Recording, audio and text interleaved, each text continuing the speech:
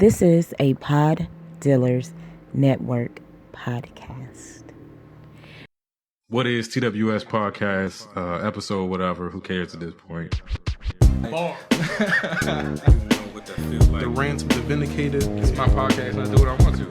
People, listen. Word, is it still live? It's not working for me, Rich. We're going to keep going. I know I changed my voice at work. Bars on the radio. What is TWS podcast? One's ready. I feel like the Neanderthal. Staring at my watch and I'm feeling so new school. Suicide attempts, how many tries to take? They ain't ready. I know I'm not perfect. Maybe in another life. Brave only on the surface. Sometimes I wonder if there's a God. I keep trying to find a purpose While searching for a new high. Even if it's only on the inside. Whoever said the boys don't cry. Whoever said the boys don't cry. Stop laughing, it's not funny. Anyway, welcome to another episode of the What is TWS podcast. As always, I'm your boy J. Flan, representing the White Pants Society. And I must thank you, first and foremost, for taking whatever time out of your day, for continuing to take time out of your day. The show is growing, and I really do appreciate it. You could be anywhere else in the world, but you decide to come chill with me, and it means everything to me. So thank you. This is going to be a different episode, a little longer than usual. So bear with me, but I think this is going to be a good one, an impactful one. So I'm just going to jump right into the Chef Elise report. I'm Peppy. I sure am, and proud to be. Just to do this real quick, she started first grade this week, and that was a proud dad moment. But beyond that, I got an even prouder dad moment. I got a text from her mom the other day, and so apparently there was a little girl she was in class with, in kindergarten with, and one day the little girl had an accident, a bathroom accident. She wet herself, and she was trying to hide it. She was embarrassed and upset about it, and apparently Elise noticed this happen, and just was very kind and encouraging to the little girl. She helped her get over her fear and go tell the teacher so things could be cleaned up and resolved, and it made such an impact on the little girl that she's talking about it months later. We just my Elise's mom got a text from the mother of the little girl just a day or two ago, because she was just talking about it. She brought it back up, and it's dope to hear stuff like that about your child. You never know what's getting through. Obviously, her mom's doing a great job. Hopefully, I played a part in that too. I try to push compassion and kindness, even in the way that I treat her. I get to deal with her, and it's been rough with these bathroom experiments and stuff like that. But hopefully, just the way that we talk to her and we deal with her, it seems like that's rubbing off, and she's passing that on to how she treats other people. And super proud, dad moment.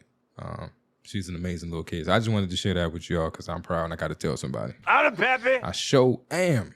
But yeah, not to delay any further, was able to have a dope conversation with some really dope people about what I think is an interesting and important topic. So, without further delay, here we go. All right, man, I'm excited to do this. I've been looking forward to, having this conversation for a while. And I think I got a good, group of people together to have this conversation with. So let me start off by introducing, who I have with me. Ladies first, I have Tiyauna White, host of the Unpacked Energy Podcast. She was kind enough to allow me on her show during the month of July. She did an entire Father's Day month extravaganza, and we had a great conversation about co-parenting. And then she's been gracious enough to join me to have this conversation. So, Tiyauna, how are you doing? I'm doing good. Thanks for having me on the show. Oh, man, thank you. Thank you for joining. I also have with me someone I consider a friend, also a person that, I guess, inspired me a lot in this podcast game. But I have Jay, founder of the Pod Dealers Network. You hear the drop at the beginning of the episodes. He's had a bunch of podcasts, Saturday series, Just Say Words. I think it was Demand Pod. Again, a show I stole a lot from, and a person who's has reached out and been a friend to me throughout the years. So, Jay, what's going on with you today? What's happening, man? Yeah, definitely, we're friends for sure. Hey, it's one of those social media things. Like, I've never met you in person. We were just two guys that did podcasts, and we've had conversations. So you never want to be like, oh, that's my friend. I don't really know the dude. But yeah, no, we're old enough where we don't have to do that. Like, I know them, but you just mean I just left comments on their posts. Right. We passed that. Yeah, for so sure. The reason I wanted to have you guys in this discussion with me today is I ran into this dope topic. I went to the Black Pod Fest in Atlanta back in Memorial Day weekend. And one of the sessions that they had there was a session on Black male wellness. And they had a speaker, Darius Hicks, host of the Wild Black podcast. And he just went through a bunch of things in terms of Black men and mental health and ways to get to a better space for most of us. And one of the things he touched on was something that kind of struck a chord with me. And he was speaking in terms of Black males. I guess that's the perspective I'll be speaking from because that's what I am. But I think it applies to men in general. But basically what he was saying is that one of the issues he thinks we have is that as men, the relationships or friendships that we build with other men usually don't include or facilitate like emotional support. We don't have those kind of conversations with each other. We're friends. We can be close friends. We can depend on each other. But in terms of reaching out when you're in crisis or someone to help you through something or just to talk about certain things, we tend not to do that with our male friends. And then as an extension to that, he mentioned, that we tend to pack that stuff into our relationships with women, and that may be a part of what causes the rift between Black men and women these days. And so I wanted to have you guys on to discuss it with me. I know what my perspective is on it. I know how I feel about it, and I wanted to reach out to you guys to get some additional perspective.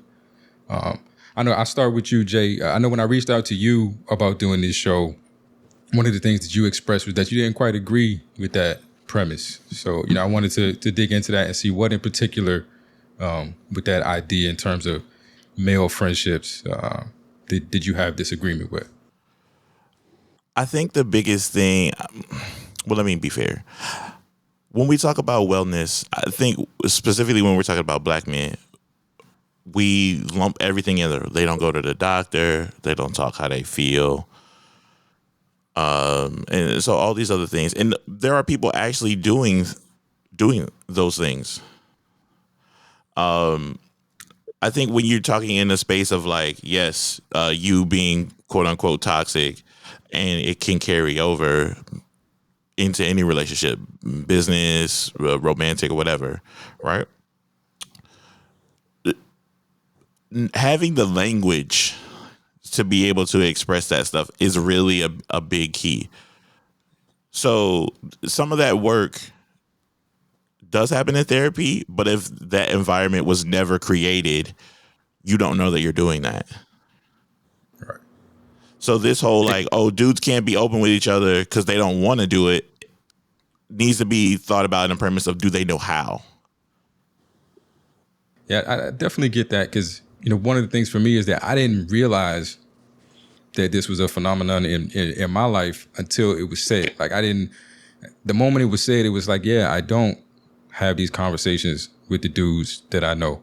And like, speaking of you specifically, like you reached out to me in some times where I was in crisis, and you reached out as a friend, as a person who kind of recognizes something may be going on. I'm not as present as I used to be. I'm not as active. I'm not doing the things that you knew me to enjoy at the time. And you were reaching out to find out, what it was.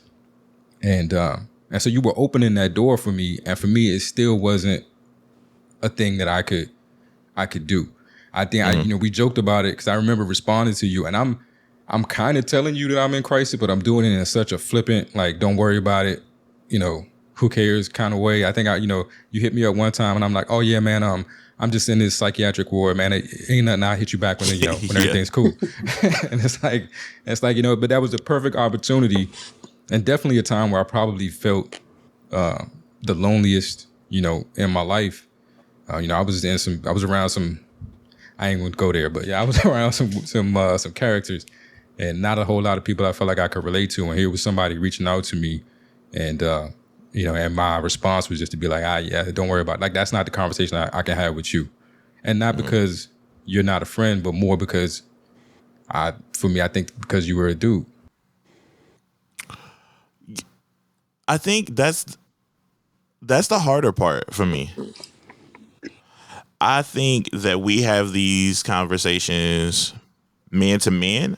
I think for me personally, it's easier for me to let you vent to me and then I can hear you out.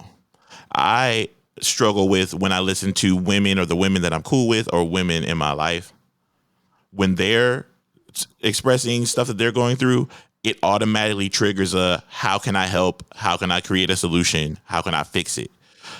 And then they're like, I'm just talking. You don't need to do anything. So then it becomes this rift between us, because I'm too busy like, hey, you want me to run up on that person? or you need some money? Like what is it? What's the problem? And then they're like, no, I just need to get these feelings out. But if it's me and my dudes and they just like, yo, I'm going to something, I'm like, yeah, man, talk, man. Let's just talk it out. So on that note, like, Tiyauna, for you, hearing, kind of what I was mentioning in terms of, my ability to have that conversation, with Jay, even when he's reaching out to find out what's wrong.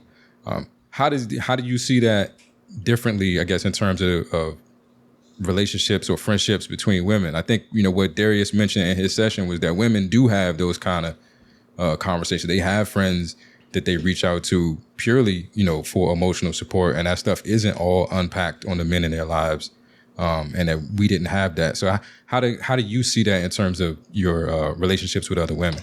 Well, I think because we naturally have that nurturing nature, and that, I want to say, spirit of discernment, we can kind of pick up on those things in our relationships with women.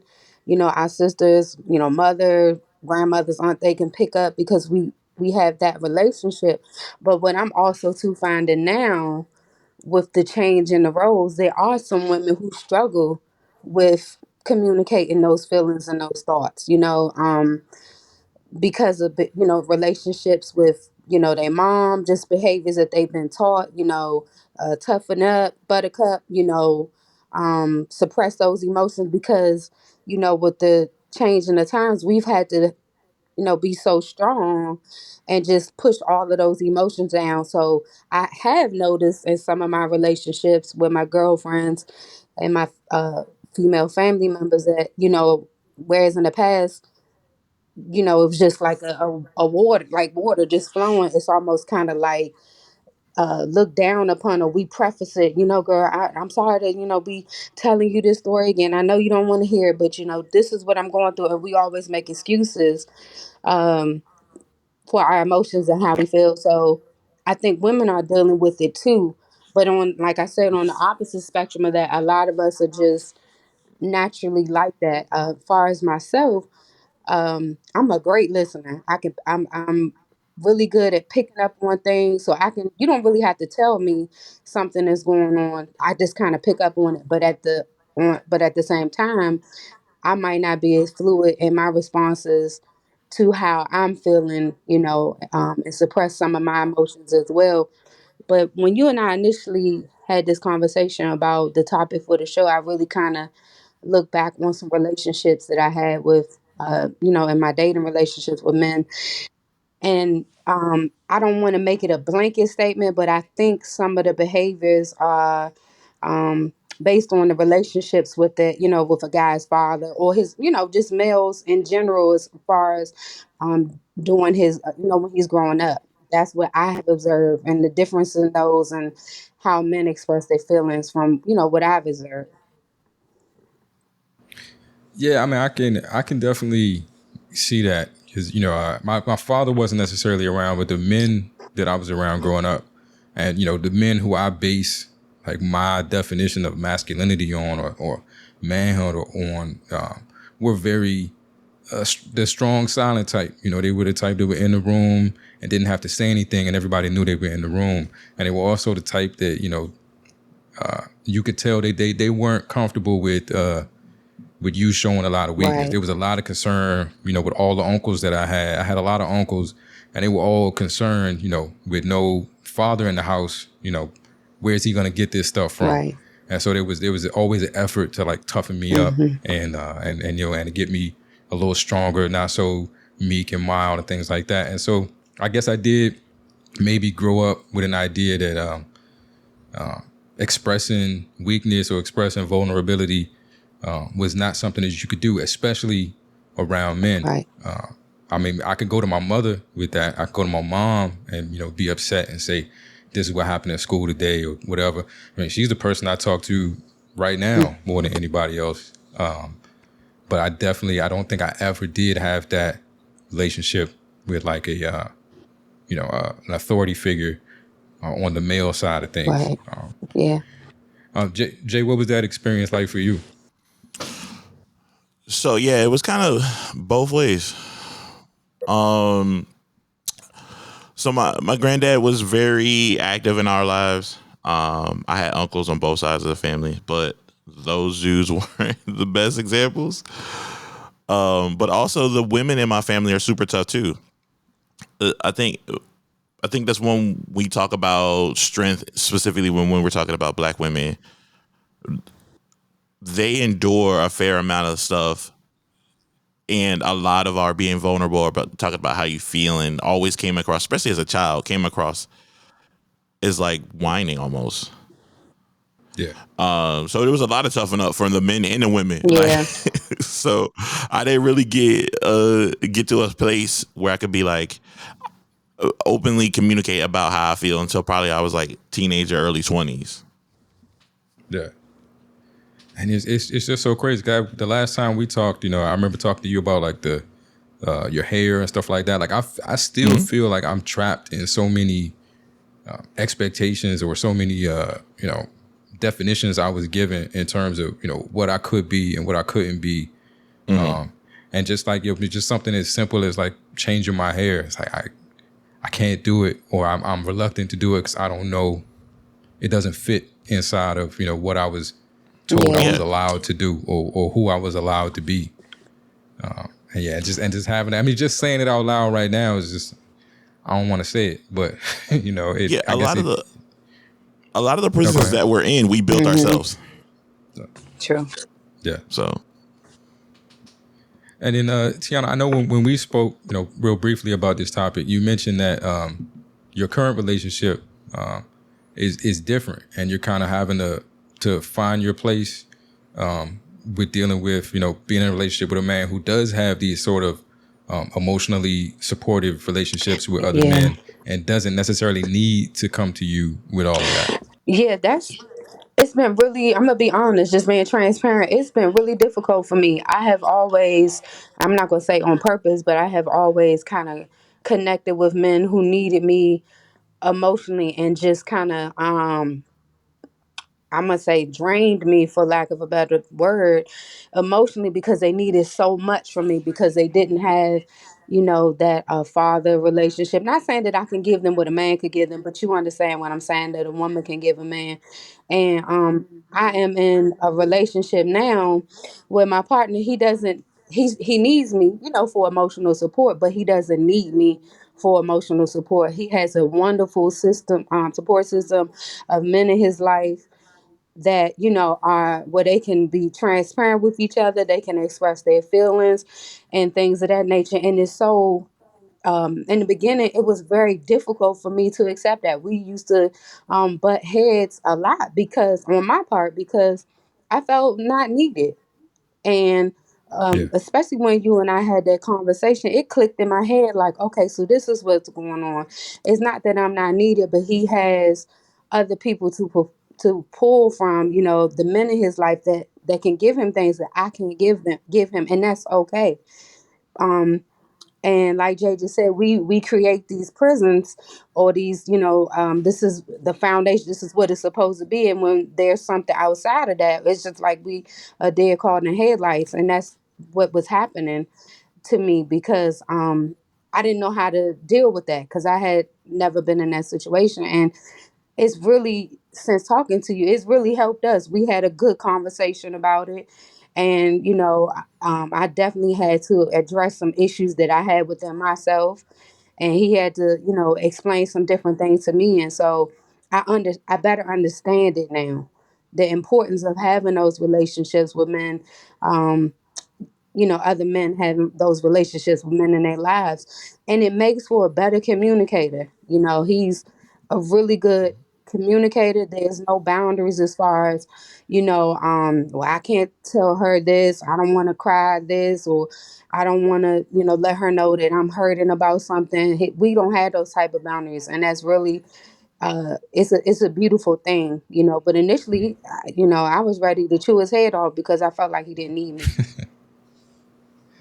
Yeah, I'm glad you said draining because I was trying to, when it was brought up at the Podfest, I was trying to figure out like what is the barrier that this creates between men and women. If you're dealing with a man who may lean on you exclusively for emotional support, and not being a woman that's ever been in a relationship with a man, I don't know, Yeah.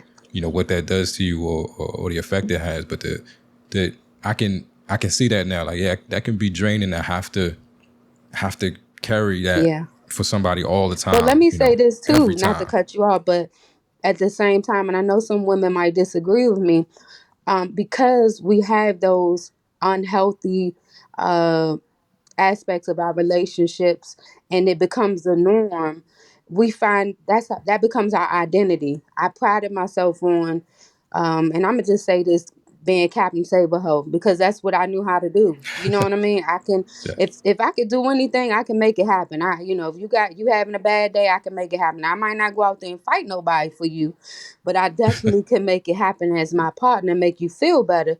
So when that was taken away from me, or I felt like it was taken away from me in this relationship, I felt like I lost my identity because then what do? When your partner is, not perfect, but healthy in a lot of aspects that you're not, then what do? You lose your identity as a woman. I know some women might not agree with that, but that's how I felt.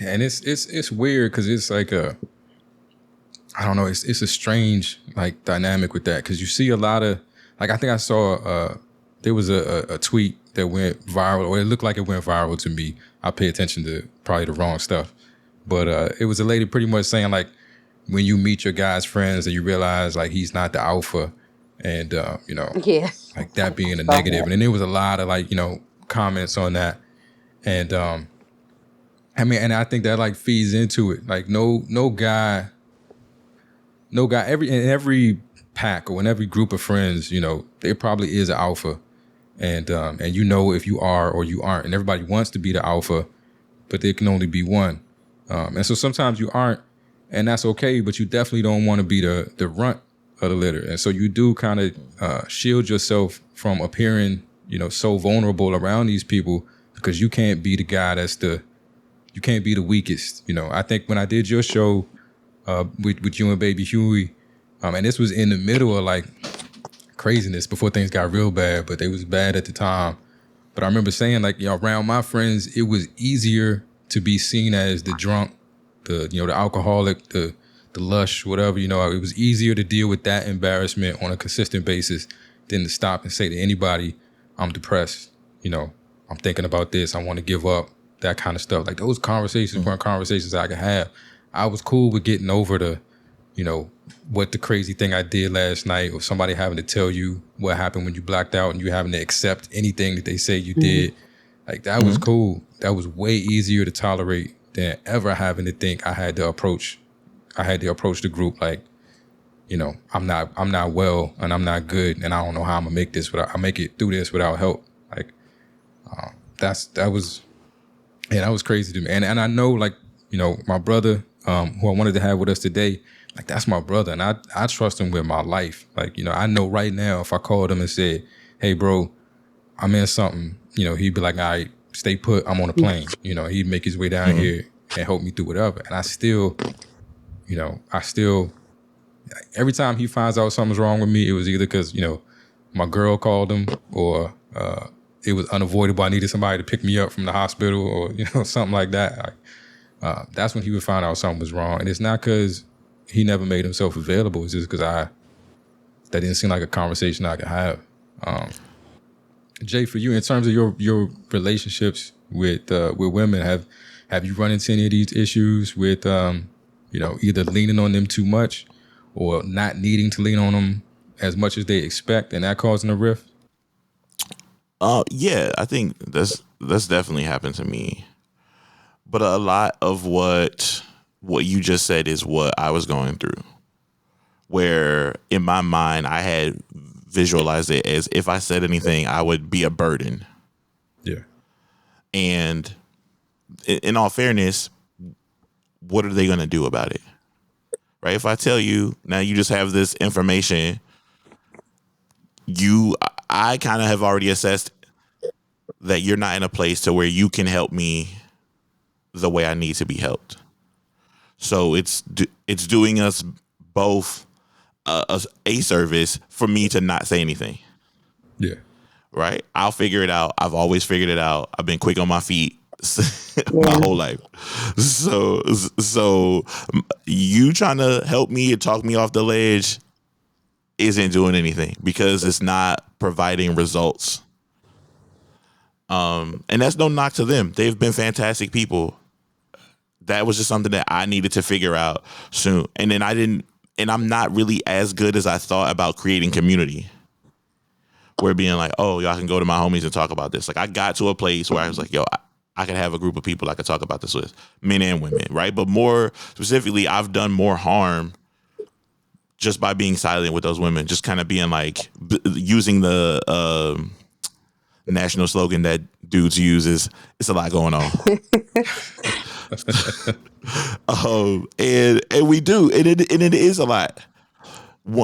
Even getting diagnosed with, you have like general anxiety and you have depression and all this other stuff, but then also being taught that like I don't need to necessarily lean on like medication.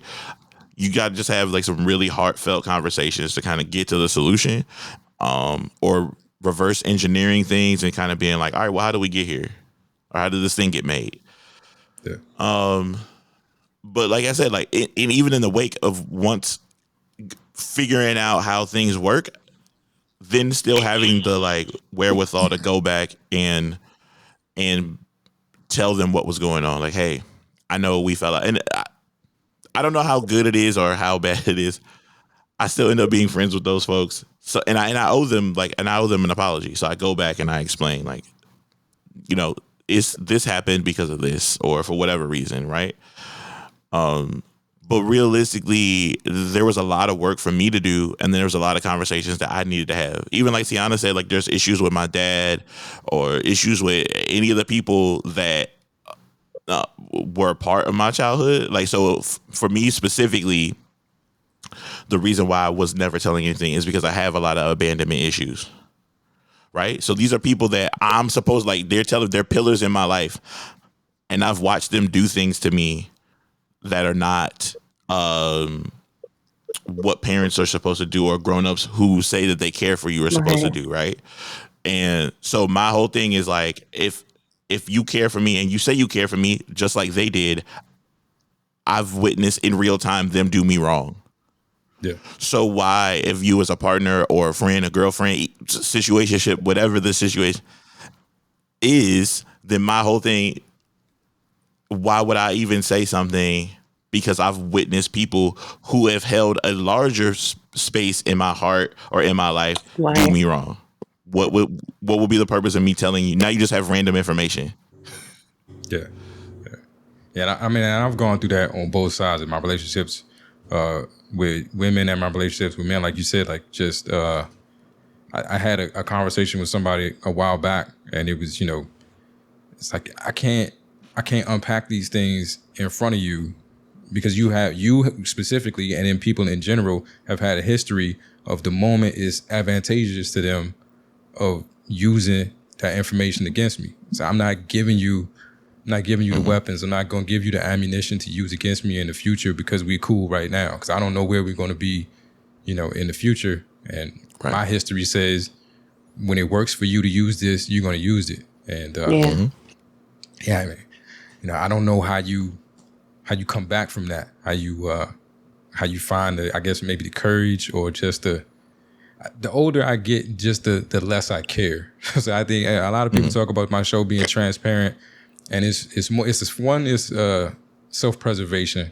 I lived in a closeted for so much of my life, and it caused me so many issues that I'm trying to get over now. That like I refuse to like go back into that space of I'm going through hell and nobody knows. And so sometimes I say I'll overshare just because I want somebody to know. I don't, man, woman, whoever I talk about on the podcast, I feel like somebody knows, and I'm not completely alone in this anymore. But we've talked about like some of how we get to these places as men, and we talked about some of the detrimental effects that it has on our relationships on both sides. What do you guys think? How do you facilitate creating these relationships or having a conversation with your current friends or people in your life now to be able to extend that dynamic to include more emotional support? Like just this week, I think I went to a big concert on like Sunday, and Monday I had like a mild fever, and then with everything going on, I hit my homie Chad. And if you listen to the show, like that's my brother. Love him to death. I know, I know he loves me. I know he'd do anything for me. And I hit him, and I just told him, I'm not feeling well. I was, wanted to make sure they were okay. And his response back was, I'm paraphrasing, but it was pretty much like, man up. Like I think he said something like, "Oh, that sucks, Felicia," or something. Like he called me a woman's name or something. And that's how we talk. It's not because he didn't care. Because the very next day he hit me up to make sure I was okay. But it's like in the moment, that's how we talk to each other. We're not comfortable coming to one another like that. Like, man, are you okay? That sucks. How can I help? Not even how can I help, but just, like you said, being nurturing or something like that. I guess it's not second nature to man. It's almost uncomfortable, so we buck it. And, so I don't even know how to, and I was hurt. I was low key hurt when he responded that way. Like, shut up, dude. Like, what you complaining about? And I don't even know how to begin to have a conversation with somebody to say, hey, I want our friendship to be something where I can come to you and you can feel like you can come to me. I think for me, and I hate this phrase, but we have to use it, which is, hey man, I want our friendship to be a safe space. But for dudes, right, the umbrella of safe space is like, it's always so weird. Like, hey man, I got a strip club addiction or something. And you're like, all right. Hey fam, like, I want to know like if you're feeling okay. Where are you today? Like, and that's the other thing is too, is like, we kind of have to, we don't ask follow-up questions. Just like you said, like, me and you are cool. I'll hit you up and I'll be like, yo, you good? And you be like, I'm good. And I'm like, all right, I won't talk to him for another 3 weeks. Like, so and I think what we have to do when we're building those friendships is, for me, I'm trying to think of how our engineer is. When I'm really trying to be friends with somebody and have those conversations, I stop following them on social media. Okay. Because I want to have that conversation. Because I feel like my brain will automatically trigger. I've seen your tweets. I've seen your IG posts. I kind of have an idea of what you got going on. So all you got to do is give me the basic pleasantries, and I'm probably going to leave you alone for another week and some change. But if you tell me, hey, yo, I did this. Oh, yeah. Oh, I posted it on my IG. Oh, man, I didn't see it. Now, you could probably really say that because the algorithm's all jacked up now.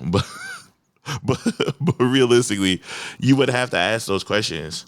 And then also start having like deeper conversations with people in your life. Because once they kind of feel like you've been telling, like you said, being open and transparent, they're either going to question you like, hey, man, I feel like you telling me a little bit too much. or like, should I be able to do this with you? Yeah. And so like they'll just start sharing as well. Yeah. Then there's that vulnerability thing again. Like, you know, am I giving you? And I guess that goes back to me just not caring anymore. Like, I may be giving you the tools to hurt me in the future, but oh well, I've been hurt before. I get Right. past it. You know.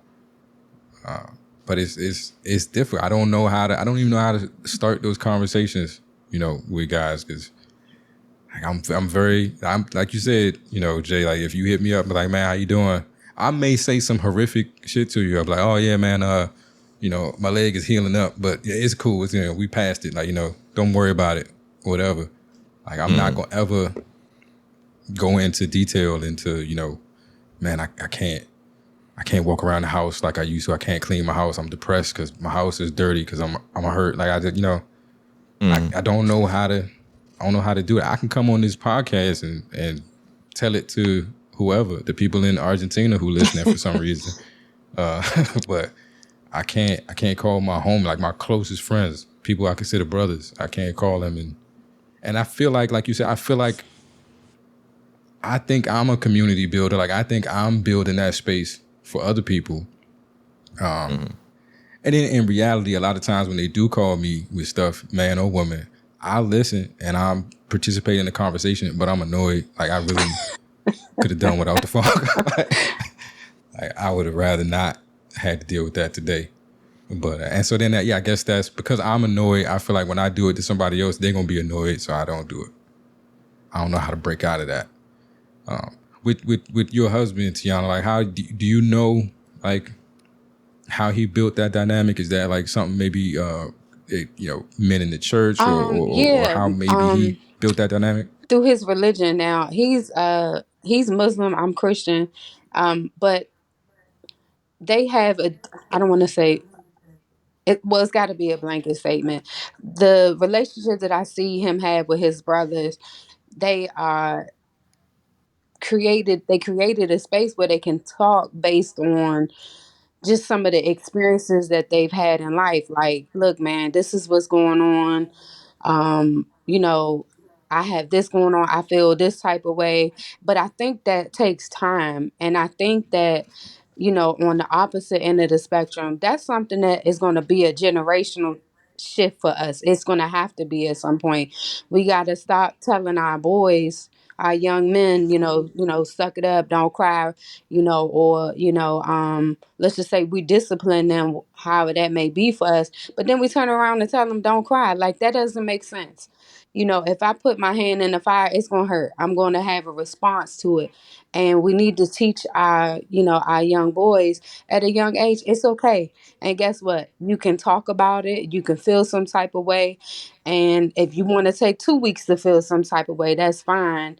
And be comfortable with sharing that with your father, your uncle, your brother, whoever it may be.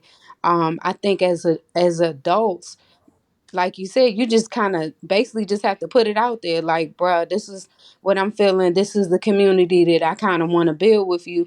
And if he's not mature enough to do that, then so be it. Don't write him off. It takes, each person different time, but to engage in that. But it's almost like a priority. You gotta base it on what's important to you. Do you really want the community? Do you really want that, with your brothers or not? And you have to go from there. Like you said, you have men in your life, Jared, that they're your brothers. You could call any second, any day, anytime, and it should be reciprocated.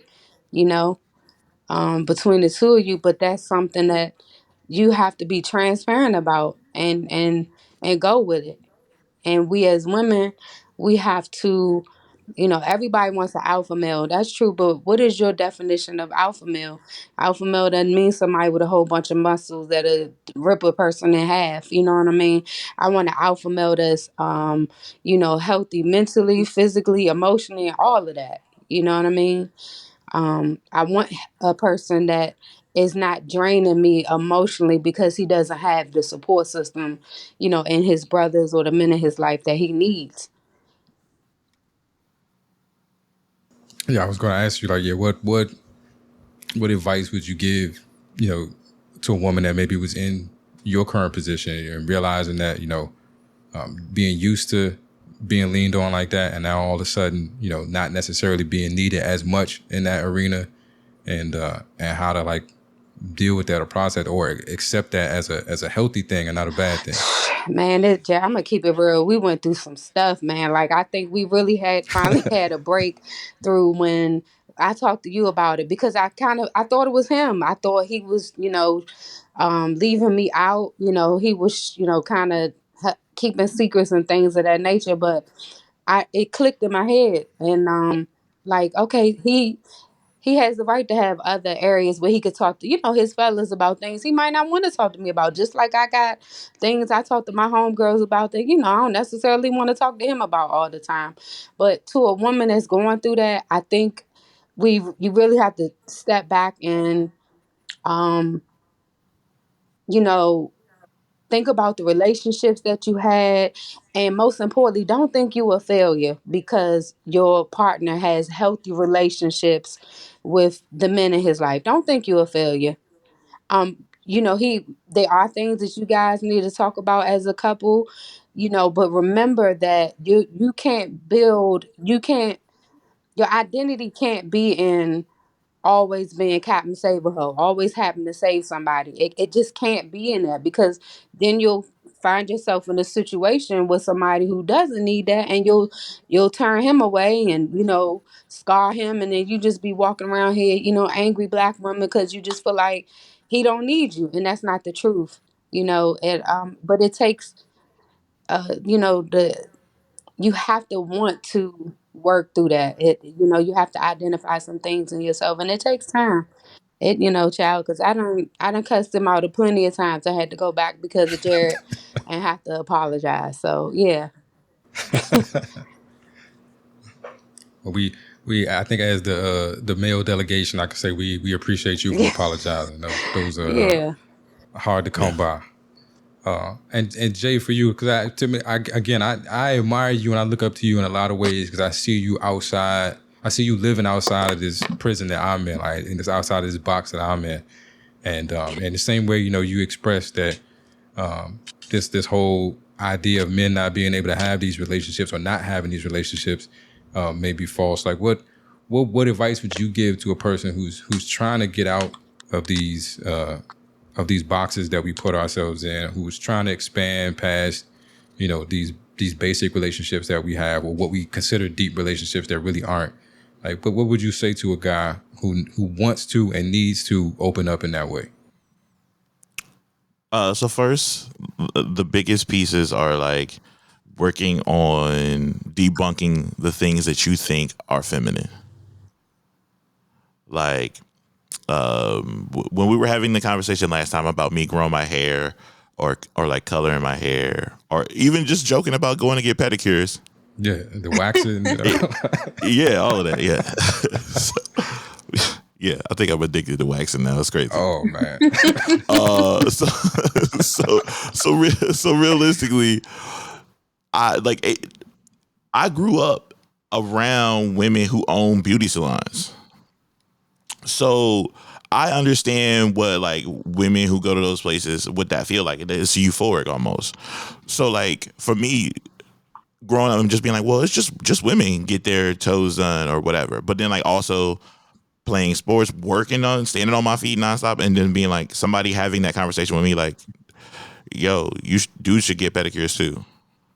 And then so just those small pieces of things that I thought were just like, this is just for women. I started going to go do those things and then being like, oh, well, this is a part of hygiene, or this is a part of the self-care, and like all this other stuff. So it kind of like created this like, oh, dang, all this stuff I thought isn't even really true. And then like also having those conversations with like my friends about being like, once realizing I have to say, hey, man, I'm an introvert. I appreciate you for inviting me to places. I'm going to agree. And then right before it's time to go do it, I'm going to find a reason not to show up. I really appreciate you for inviting me. The yes that I'm going to give you when you ask me is 100% genuine. Yeah. The reason I'm going to give you for not showing up is 100% a lie. But I really want to be in the house. But I also want to be included. So like that's kind of like but that's something I had to do. Like I was doing a lot of stuff, and I think if you ask more men, we do a lot of things we don't want to do. And like you said, as we get older, we don't want to do those things even more. Yeah. So I just cut to the chase. Hey man, I don't even want to do that. I get invited to stuff. I do not want to do that. No. And that was the thing. That was my this is like a side story, but like I found my baby book, right? My mom used to write in their journal in there. And she was like, his first word is not mother, mom, dad. His first word is no. And that clicked in my mind, was like, I need to go back to that. Just start saying no to things. I started saying no to a bunch of things, and genuinely, like, I felt like my life got better. Yeah. I started saying yes to the things I was saying no to, and then things that didn't align with me. Just being like, I don't want to do that. I keep showing up in these rooms where people telling me things are going to get better, or this is an opportunity for you and whatever your network or your friends. I go in those rooms, I do all the work. None of the stuff pans out. Those people are just talking. So I just started being like, I don't want to do that. Because if that thing was real, you would have the paperwork ready. You would have all that stuff that you telling me I have to show up here to meet the obligation. All that stuff should already be laid out. Shoot me an email. I can just open this at my house. So yeah, man, that's good advice, man. I know what is it? Odyssey got a song called "I Meant It When I Said It," and that's like my theme song. Like when I said that, he says it was a lot that was true. Like when I said I was coming through, there was a lot that was true. I knew I probably wasn't coming, but I wanted to and I intended to, and I was going to defeat my usual pattern this time. I was going to do it, and then the time came, and I'm not doing it. Yeah, I don't want to do it. But just being that open, and that's a lot. Like taking people up on their offers when they call you or they hit you up and ask how you doing. Actually telling somebody for a change, and like you guys were saying, if they're mature enough to handle that conversation or have that conversation, or if they even care enough about you to really want to have that conversation, if it wasn't just a superficial how you doing, you'll find out, and then you can move accordingly. You can have a deeper relationship with that person, and you can recognize that that's not a relationship that can go that route. But if you don't make that move, you'll never know. And our track record for perseverance is undefeated. Like, if you listening to this, you've never lost. Like, you've never been taken down by anything. You're still here. So, these things can happen. You lose relationship, you lose friendships, you'll gain others, and you'll be all right. You'll live. But the older I get, I just like, why be miserable? Why be uncomfortable? Why suffer in silence? Like, let's just do it. Let's rip the Band-Aid off. Let's go. And, I'd like to share something too. This is a little to the side, but my daughter's best friend is a guy, and they're 15 and 16, and I was having a conversation with him, and he was saying that where he is at his place of life, he wanted to do, this. He wants to experience this, and he wants to change up this in his life. And he was saying that, a lot of his friends were saying that, nah, man, you got to do this because you would do, this is what we do and things of that nature. And he really was struggling with it. And at first I'm going to be honest, I kind of brushed it off. I'm like, boy, just do what you want to do. But then I had to remember he's a child. He's 16 years old. There's so many pressures with being a teenager, being a black boy, you know what I mean? And so I really had to sit down and talk to him and let him know that I know what, society says you should do and what it should like, but you have to start at a young age and do things that make you happy, whatever they may be. And I explained to him that because he doesn't have a relationship with his father, I said, you can't base what your grandfather did or what your father did, on how you should run your life. You have to be happy for you. And I think if we teach our, like I said again, I teach our young men that at an early age, they go into their 20s, or 30s, 40s, having an idea what a healthy relationship is, with another man, and like Jay said, if you just not cool with what I want to do, that's fine. You know what I mean? That's cool. We could just move on. It's no love lost, but I'm going to do what's best for me, and I'm going to learn to say no when it doesn't, help me in my life. So Absolutely, and yeah, like you said, I don't want for these young men for them to be 40 trying to yeah, figure it out. Like if we could make that impression on you now, if you could just enjoy yourself now, stop, I don't know, chasing something that's not right. you, or trying to fit into something that's not you. And when you decide to be yourself and you decide to be open and honest and transparent with the world, you offer the world something that they can't Mm-hmm. get anywhere else. You become an instant commodity, and the people that need that and want that and you appreciate that will gravitate towards you. You'll get your community. But it's easier. I'm saying all this, and I Yeah, still we struggle. all do. I still don't answer the text messages. I still Me too. hide I when I'm be going through ignoring people stuff. too.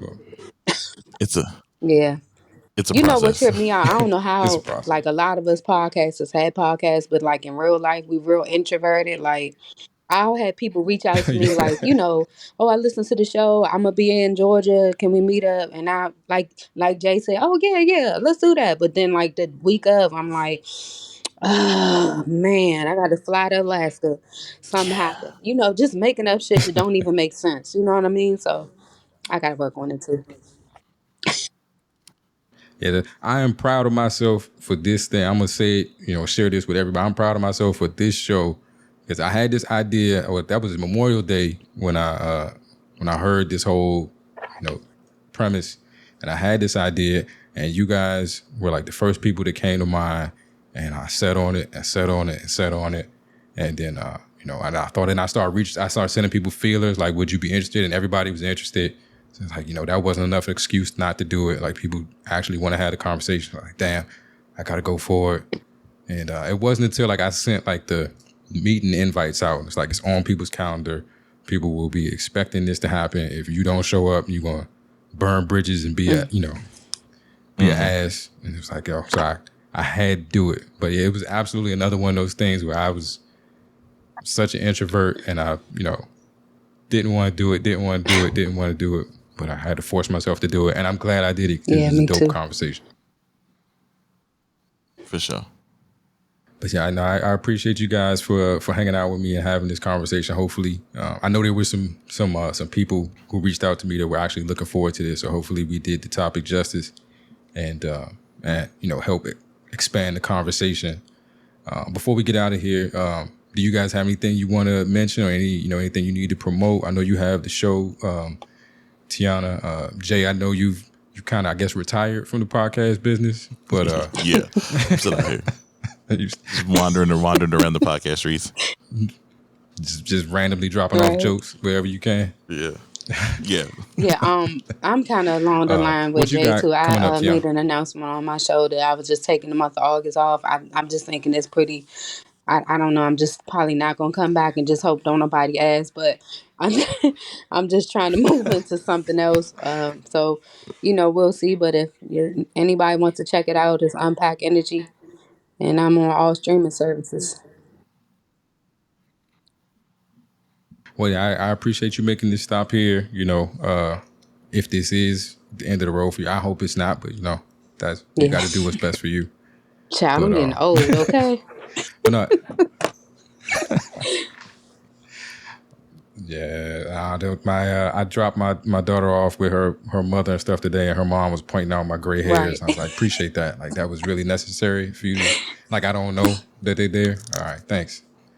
But no, thank you both, for hanging out with me, spending some time having this conversation. I think it was really dope, and hopefully it helps some people. Again, I admire the both of you. I learned a lot from doing your show, Tiyauna, and I appreciate you, giving fathers that platform that month. That was very dope for me. And Jay, a lot of what's in my show right now came from you, so I definitely appreciate it. For sure. All right, but with that said, I'm gonna let you guys go. Y'all be safe, be easy, be the light, and know this: if you know nothing else, be vulnerable right now. I love you. Holla. Last call for alcohol. Yeah. If this is it, like if this is the last joint, if this is the last hurrah, it's the last call for alcohol, baby. I gotta say, whether you knew it or not, it's pretty much at the finest bar establishment, the finest spirits and libations y'all could have had, baby. You might realize it now, you might have realized it back then. You might realize it later. Love.